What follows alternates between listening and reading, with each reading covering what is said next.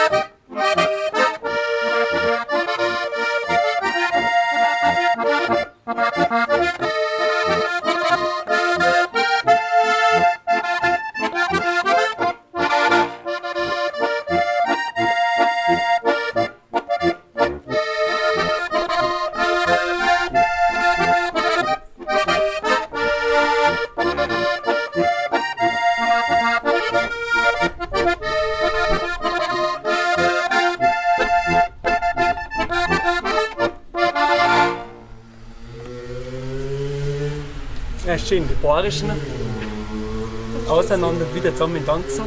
Genau. Doris, übst du jeden Tag? Oder Leider so? nicht, leider nicht, aber man sollte lieber jeden Tag ein bisschen üben als Bei dir ist einmal die eher- Woche 10 Stunden. So Okay, also, etwa. Ja. also einmal, wenn du noch viel Zeit hast, dann übst, fängst du an und dann kannst du es nicht mehr lassen, so, oder? Ist so ähnlich, genau. Ja, aber man sollte wirklich jeden Tag. Dann spielt man alles Lieber auf der Viertelhalbe Tour. Stunde und alles ist gut. Ne? Ja, viel dann bleibt besser. man oft mehr dabei Genau. und so, aber Ich weiß es. jetzt wirst du dann wieder motiviert Ja, und total. neue Stücke und alles. Und Genau. hast du heute auch beim Josef, beim Bruder, hast du Unterricht gehabt? Ja, Habst du ein paar Sachen? haben wir alles, was ich wollte, haben wir gemacht. Ja, Super. ist aber freut gut, mich. ein bisschen Ja, haben sie mit Unterricht verbunden. genau. Nein, total nett. Ein paar schöne Tage da noch. Absolut. Doris könnte jetzt noch ein Stück, aber die werden wir jetzt wieder ohne Kamera spielen. Genau. Da sind wir lockerer, das ist gell? besser. Absolut. Dankeschön fürs Zuschauen. Ja, vielleicht seht ihr Doris einmal zu viert irgendwo mal. Genau. Genau, Wäre schön. Die Fidelen Alber. die Fidelen. Alber. Okay, Ja. genau. Also da mal irgendwo. Super. Nein, Ja. alles Gute, Doris. Und Vielen lieben Dank. Dankeschön. Danke gell? für den schönen Danke. Tag, Nachmittag.